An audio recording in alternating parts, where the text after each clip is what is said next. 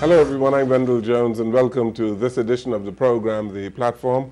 On this program, we examine national issues. The month of February was Black History Month, recognized in many parts of the Western world. And on our program today, we are talking Black history. And many Bahamians are aware of what has been taking place in the United States of America. There have been many lectures on Black history. And so today on our program, we are going to talk about Black history in this part of the world. Our guest on the program today, Mr. Vivian Whylly, who is a direct descendant of the Whylly slaves of the Whylly plantation.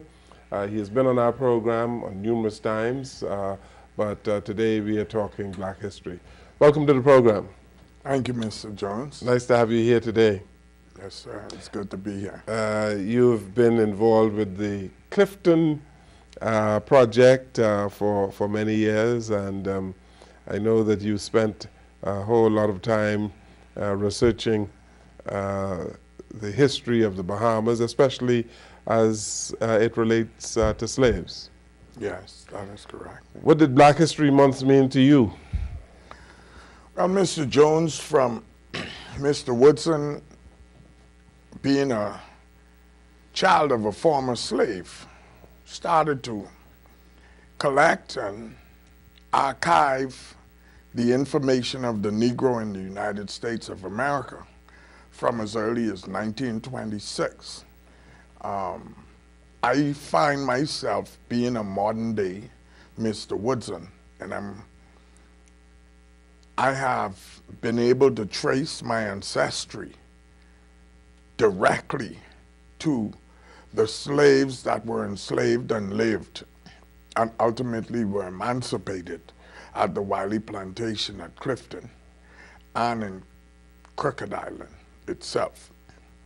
I find that the Bahamas itself, as a self-ruling nation or a majority rule nation, is only basically just over 50 years old, I guess you can say. A majority rule? Yes. Oh, yes, okay. Just over 50 years of majority rule. And it really bothered me a little bit how little the younger generation knows and knew about what is majority rule and why it was so significant. To me, being a descendant of slaves who in 1834 got freed, and then after apartheid-like policies were implemented against us, where we couldn't vote, and then the women had to vote, and then we finally were able to win the government per se in 1967 on January the 10th. Between 1834, Monday, August the 1st, the most significant day in the life of an African Bahamian or a black Bahamian should be, or to me, was that day, January the 10th, 1967. Yeah. Let's go back a little bit because the Haitian Revolution was extremely important in this part of the world when people of color fought for their freedom, Mr. Whylly.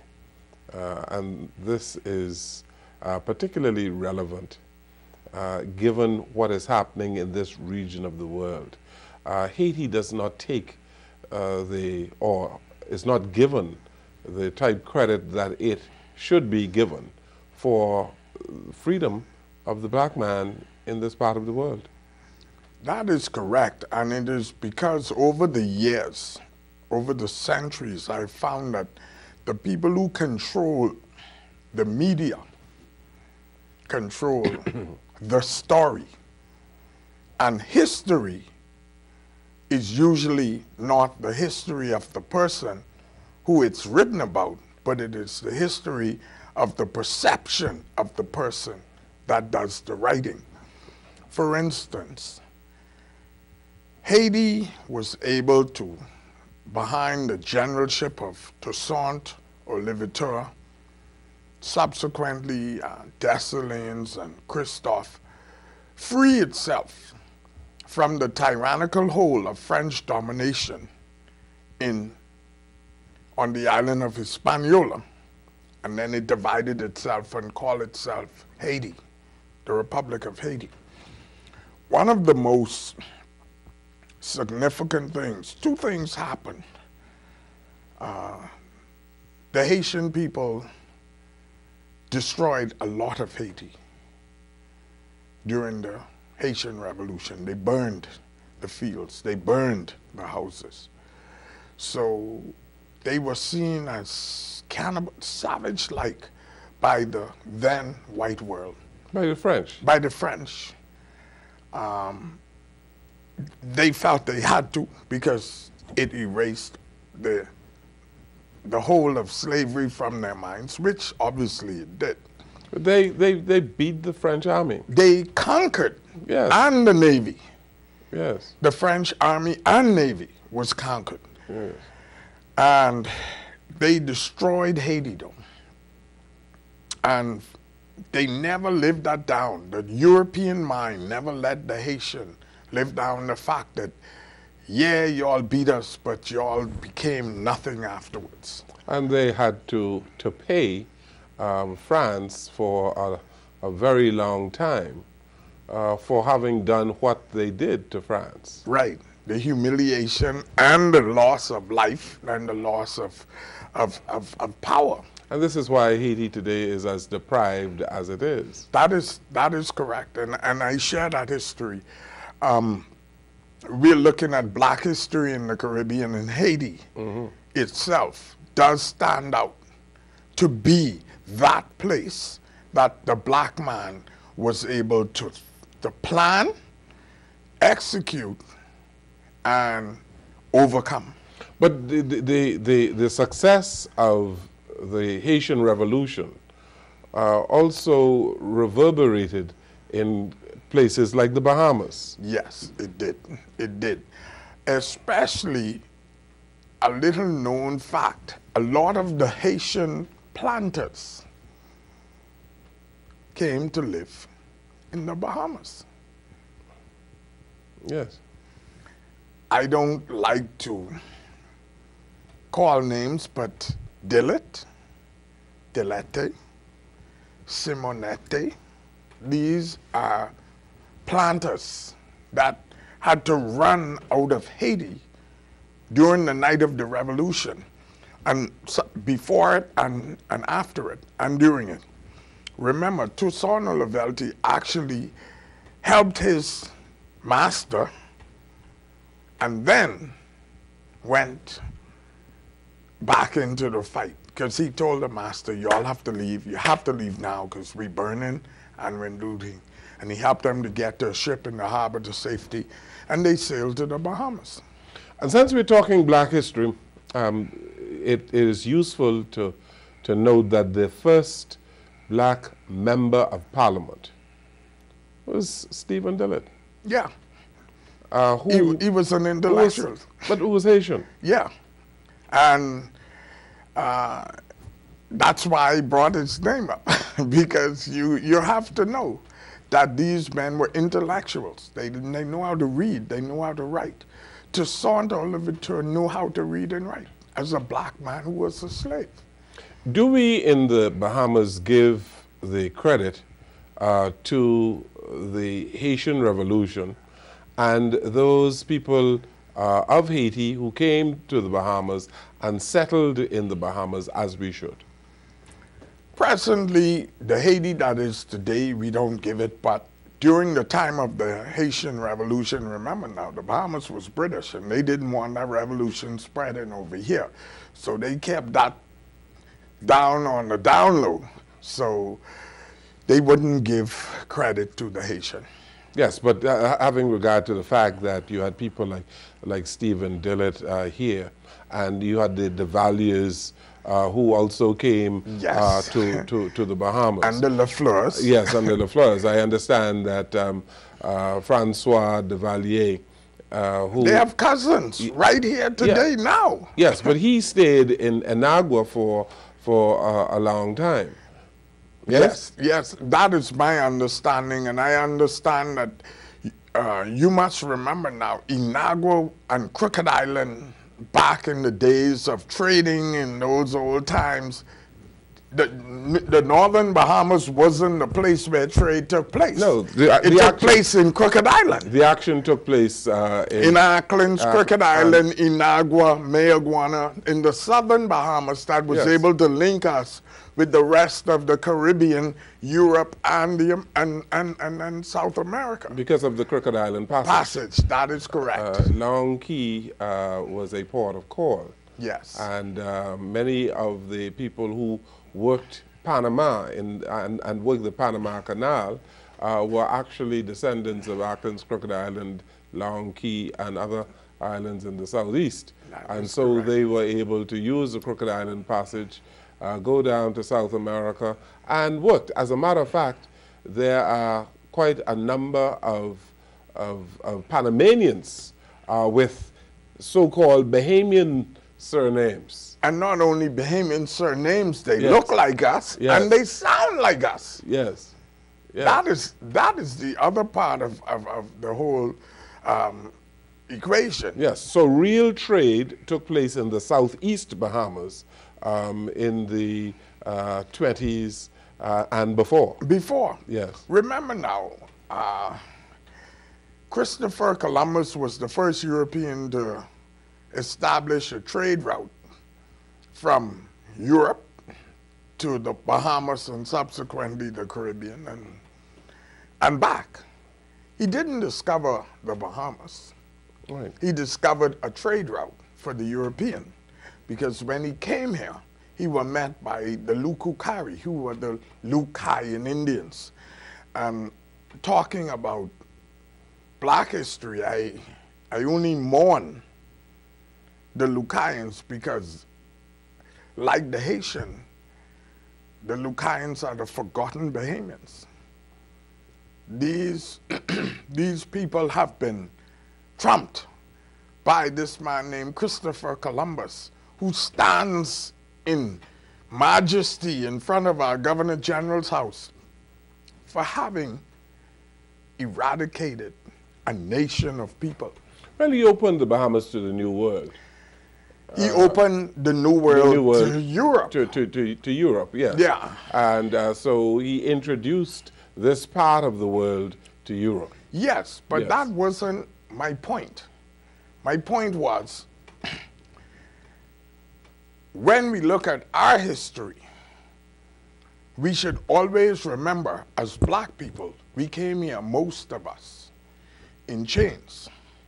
We were told, we were taught, and we had to be, we were kind of cattled into where know your position type situation. I want to draw an analogy to the fact that Marcus Garvey said that a people without the knowledge of their past, their history, their origin, or their culture is like a tree without root. This tree can be seen in the example I used with the Lucayans. The Lucayans don't have anybody here to teach their history because they were all wiped out. And so on, therefore, when we hear the story of the Bahamas, it starts in 1492. But actually, the history of the Bahamas started in 830 AD with the arrival of the Lucayan Indians. And the Lucayan Indians came from where? They came from South America, up through the Lesser into the Greater Antilles, fleeing the barbaric Caribs, who would raid them, take their women, and they didn't eat the flesh, per se, of the Lucayans. But it's an old Indian thing that if you want a man's soul, you eat his heart. So they would open the thorax, yuck the heart out, cook it, and eat it. That is going a little further than we wanted to go today. Anticipated, but I just brought yes, that up yes. to make an example. Yes. Let's talk a little bit about the early days of slavery in the Bahamas, the settlement of slaves, because some of them came out of Haiti as well. Yes. And the settlement of Adelaide, Gambier, Tusculum, Fox Hill. Yes. Well, a very significant part in the abolition of the slave trade, the Amelioration Act, and the abolition of slavery was played by a man who came to the Bahamas from the United States after their War of Independence, and his name was William Whylly. William Whylly came here as the Chief Justice. Chief Justice couldn't affect much change. All he did was ruled over the court. So he got the governor to appoint him to be the Attorney General and the Advocate General of the slaves.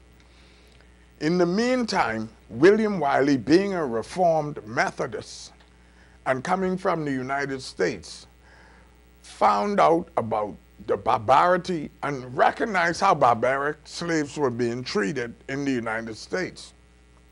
So when he came to the Bahamas from Canada, after going to Canada from Georgia, where he lived in the States, he started on a campaign to better the conditions of slaves. Whylly helped to institute something called the Negro Court, where black people could have their day in court from around 1788. These are little known facts. That is when black people in the Bahamas started to be able to say to the crown, listen, these people are treating us bad, because they were able to approach the court. The court. Before that, there was no room for a black person to have their day in court because they weren't allowed inside. So when Whylly established the Negro Court, Whylly was convinced by prayers and supplication and by God that slavery was wrong. So he set out. First, he and William Wilberforce. Most of the people are taught about William Wilberforce and the African Society, the abolitionist movement.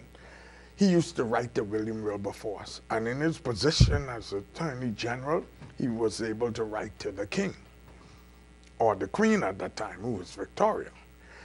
And William Wilberforce and William Whylly used to communicate on a regular basis. Whylly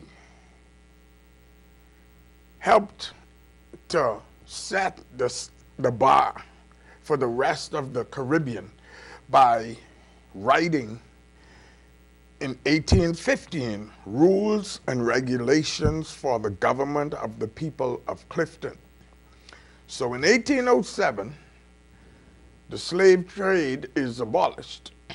1811, Whylly receives my great-great-great-great-grandfather, Cudjo, from a cargo ship that was captured in the Bahamas. One of the things that I found so significant in these documents that I brought here today was that a lot of Bahamians don't realize that we are descendants of slaves. Mr. Jones, this is a document that says, same cargo continued. It's a cargo manifest. And it says number 47, Cudjo. This is who I trace my ancestry to. And if we go across, in 1811, his age was estimated to be 18 years old. He was approximately 5'2", with country marks on his temples and belly. But the date of his indenture, which is different because after the slave ship was captured, the white people were able to come in and get 4 or 5 of them and say indentured and pay them a small salary and he was indentured on September the 2nd, 1811, to William Whylly, Esquire, His Majesty's Attorney and Advocate General. This is a cargo manifest from a slave ship. Here is something else that is interesting. In 1815, Whylly writes the rules and regulations. In 1818, which is dated on this document, 1818, okay, William Whylly lists the crops. This is a list of the crops that were grown: benny, peas, potatoes, yams, Indian corn. But what I wanted to show you was that in 1818, Cudjoe is seen, it says here, Cudjoe and his wife Esther. We agree? Mm-hmm. This is the list of the families and what they grew behind their houses. At Clifton, this is from the Whylly Plantation Journal. Mm-hmm. Okay? Esther is now, this is 1821. This is the first return. The Amelioration Act passed in 1817, but Whylly was beaten and the courts and House of Assembly was dissolved, and it wasn't until they were reinstated that they were able to carry on the registration of all the slaves. And they call it return. It says here, the return of 67 slaves, the property of William Whylly, late of the island of New Providence, Esquire.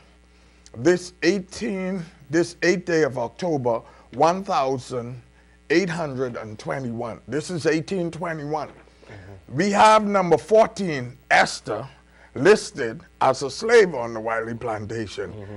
but she is also married to Cudjoe.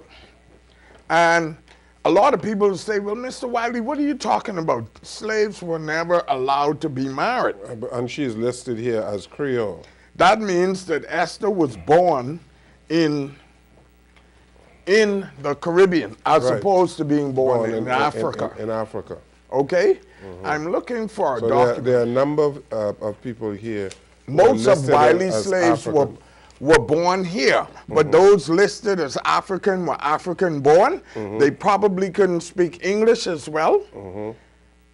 And they probably were still carrying the country marks of Africa, as opposed to a Creole who would be born here and not have the tribal marks on their temples or on their bellies. Yeah.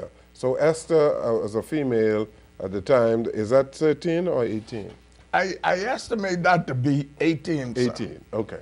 She's 18. Okay. Now, what else is going on here in these islands is that William Whylly is writing to the, when we take a break, I'll get the other document. We'll take a break here because we want to go systematically through some of these documents, and let's see if we can get up to the point of 2014. Yes. We are talking Black History on the program today. February was Black History Month, not only in the United States, but in other parts of the Western world. We take this break, we'll come right back.